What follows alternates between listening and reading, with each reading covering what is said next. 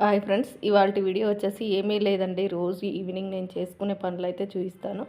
చూడండి, ఈరోజు సాయంత్రం ఈవినింగ్ అయ్యేసరికి ఇలా ఉంటుందన్నమాట. మొత్తం చూడండి, బట్టలన్నీ కింద పడిపోయి అన్ని కవర్లలో పెడతాం కదా, ఎవరికి వాళ్ళకు అవన్నీ గుంజేస్తామన్నమాట.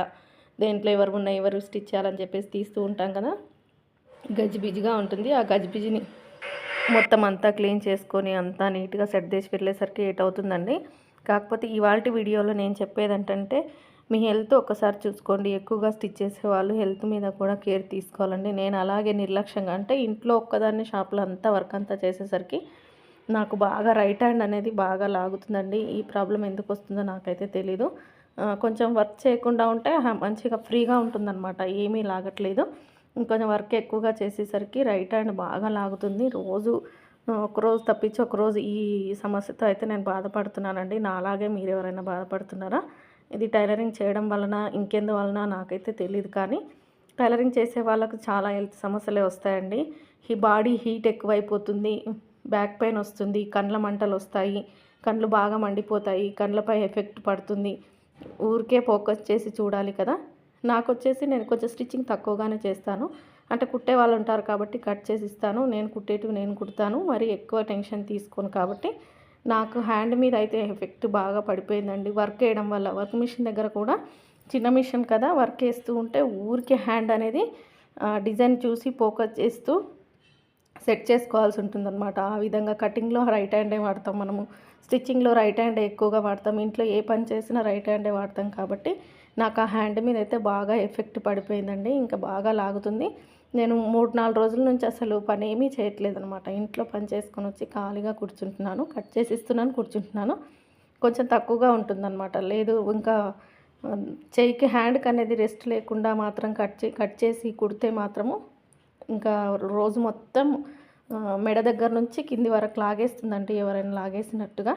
ఈ విధంగా అయితే పరిస్థితి ఇలా అయితే దారుణంగా అయిపోయిందనమాట. ఇంకా హాస్పిటల్కి వెళ్ళినా ఏం చెప్తారు, ఖచ్చితంగా రెస్ట్ తీసుకోమనే చెప్తారు కదా. అందుకనే నేను కొంచెం పని అనేది తక్కువగా చేసుకొని చూద్దామని చూస్తున్నాను. మీలో ఎవరైనా ఎక్కువగా టైలరింగ్ పైన వస్తున్నాయి కదా, మేము కొంచెం జాగ్రత్త అనేది తీసుకుంటారని ఈ వీడియో చేస్తున్నానండి. అంతకుమించి ఏం లేదు. నేను నైట్ రోజు రొటీన్ చేసే పని చూపిస్తూ మీకు ఈ విషయం చెప్తున్నాను. దసరా పండుగ నుంచి నేను ఇబ్బంది అయితే పడుతున్నానండి. చాలా ఇబ్బందిగా ఉందన్నమాట. ఇంకేం చేస్తాం, తప్పదు కదా అని చేస్తూ వస్తున్నాను. కానీ నాకు అర్థమవుతుంది, నేను హ్యాండ్తో వర్క్ ఎక్కువగా చేయడం వల్లనే ఇలా జరుగుతుందని. కొంచెం రెస్ట్ అయితే ఇచ్చేస్తున్నానండి. ఇంకా కొంచెం బట్టలు అయితే తగ్గించాలనుకుంటున్నాను. కటింగ్ కూడా ఇప్పుడు ఒక వర్కర్ కుట్టిన కటింగ్ మొత్తం నేనే చేయాలి కదా, చాలా ఇబ్బంది. కొంచెం రెస్ట్ తీసుకోవడం బెటర్ అండి. ఎందుకంటే నేను ఫేస్ చేస్తున్నాను కాబట్టి చెప్తున్నాను. టైలరింగ్ చేయడం వల్ల చాలా హెల్త్ సమస్యలే వస్తాయి. చాలామందికి రకరకాలుగా ప్రాబ్లమ్స్ అయితే ఉంటాయండి. కొంతమందికి బ్యాక్ పెయిన్ ఉంటుంది, కొంతమందికి వచ్చేసి బాడీ అనేది హీట్ అయిపోతుంది, కళ్ళు మంటలు వస్తాయి, చాలా రకాలుగా ఉంటాయన్నమాట. నాకు వచ్చేసి ఇవన్నీ నన్ను ఏమీ ఇది చేయలేదన్నమాట. బ్యాక్ పెయిన్ అనేది స్టార్టింగ్లో కొంచెం వచ్చింది, తర్వాత క్యూర్ అయిపోయిందండి. ఇంకెక్కువగా రాలేదు. ఇప్పుడు మాత్రం రైట్ హ్యాండ్ బాగా ఇలా ఎలా అంటే ఎప్పుడు ఇంకా ఎవరో పట్టి లాగుతున్నట్టుగా ఉంటుందన్నమాట. ఇంక ఈ సమస్యతో అయితే నేను సఫర్ అవుతున్నానండి. దసరా అప్పుడు స్టార్ట్ అయింది నాకు. దసరా సీజన్లో బట్టలు ఎక్కువగా తీసుకోవడం వల్ల, వర్కర్ రాకపోవడం వల్ల, నేనే ఎక్కువగా చేయడం వల్ల, ఇంట్లో పని అదంతా చూసుకున్నప్పుడు అప్పుడైంది నాకు. దసరా అప్పుడైంది. ఏదో టేక్ ఇట్ ఈజీగా తీసుకున్నాను అనమాట. సర్లే ఇంకా మామూలుగా అవుతూ ఉంటాయి కదా అని చెప్పేసి నెగ్లెక్ట్ చేసుకుంటూ వచ్చాను. కానీ ఇప్పుడైతే నాకు 2 డేస్కి ఒకసారి, 3 డేస్కి ఒకసారి మళ్ళీ అలానే అవుతుందన్నమాట. ఇదేంటి అంటే నాకు మనం ఇప్పుడు ఆడవాళ్ళం ఏంటంటే ఇంట్లో పని చేసినా రైట్ హ్యాండ్తోనే ఎక్కువగా చేస్తాము. ఇప్పుడు కటింగ్, స్టిచ్చింగ్, మిషన్ కంట్రోల్ చేయడం, ప్రతి చిన్న ముక్క కట్ చేయడం, ప్రతిది ఇంకా రైట్ హ్యాండ్ ఎక్కువగా వాడతాం కాబట్టి ఇంకా నేను ఇప్పుడు హాస్పిటల్కి వెళ్ళినా రెస్ట్ తీసుకోమంటారు కదా, మనమే రెస్ట్ తీసుకొని చూద్దామని చెప్పేసి 3-4 డేస్ నుంచి ఇంకా నేను స్టిచ్చింగ్ దగ్గరికి అయితే వెళ్ళట్లేదండి. స్టిచ్చింగ్ వీడియోలు చాలామంది కటింగ్ వీడియోలు చూసి బాగున్నాయి, బాగా ఎక్స్ప్లెయిన్ చేస్తున్నారు, ఖచ్చితంగా కటింగ్ వీడియోలు పెట్టండి వివరిస్తూ అని అడుగుతున్నారు. కానీ ఇప్పుడు నేను స్టిచ్చింగ్ చేయట్లేదు కాబట్టి నేను తీయట్లేదు వీడియోలు, ఓన్లీ కటింగ్ వీడియో తీసి పెడుతున్నాను. ఇంకా కొంచెం తగ్గిన తర్వాత తక్కువ చేసుకుంటున్నానండి. చాలా వరకు అయితే తగ్గించేస్తున్నాను. ఇంకా తగ్గించాలని నిర్ణయించుకున్నాను. ఏంటంటే ఇంత మనం ప్రాబ్లం ఫేస్ చేసి ఆ వచ్చిన డబ్బులు తీసుకెళ్ళి హాస్పిటల్లో పెట్టే కంటే మనం కొంచెం వర్క్ తగ్గించుకొని హెల్తీగా ఉండాలన్నది నా ఒపీనియన్. ఎవరైనా సరే టైలరింగ్ చేసేవాళ్ళు ఈ వీడియో మీకు యూజ్ అవుతుంది అనుకుంటే మాత్రం కొంచెం ఆలోచించండి. ఎక్కువగా పడి మాత్రం చేయకండి.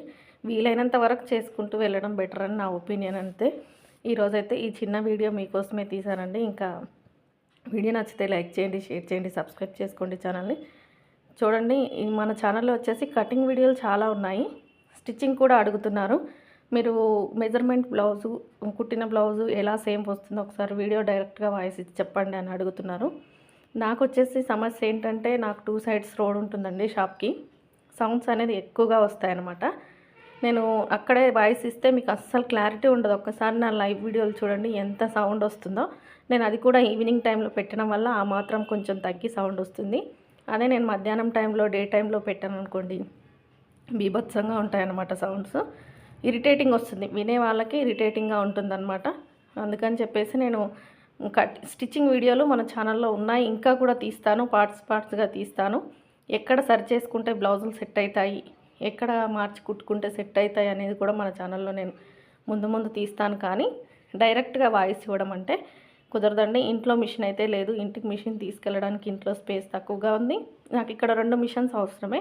నాకు ఇక్కడ 3 మిషన్స్ ఉంటాయి. 3 మిషన్స్ కూడా నాకు అవసరమే. ఎందుకంటే ఎవరైనా నేర్చుకోవడానికి వస్తే కూడా ఉండాలి కదా మిషన్ అనేది.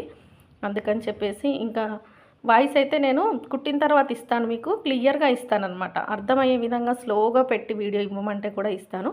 ఎక్కడ సెట్ చేసుకుంటే ముడతలు రాకుండా వస్తాయి బ్లౌజులు, ఎక్కడ సెట్ చేసుకుంటే లూజ్ లేకుండా వస్తాయి, ఫ్రంట్ పార్ట్ ఎందుకు జారిపోతుంది అంటే ఫ్రంట్ ముందుకు ఎందుకు జారిపోతుంది, ఫ్రంట్ షేప్స్ ఎందుకు కరెక్ట్గా రావు, షోల్డర్ ఎందుకు జారిపోతుంది, చంక కింద ప్లస్ గుర్తు ఎందుకు రాదు, ఎలా సెట్ చేసుకుంటూ వస్తుంది, ఇలాంటి వీడియోలు ఒక 5 మినిట్స్ లేదా 10 మినిట్స్ వీడియో మొత్తం బ్లౌజ్ మొత్తం కాకపోయినా మీకు క్లియర్గా నిదానంగా చెప్పడం కోసం విడివిడిగా పెడదామని అనుకుంటున్నాను.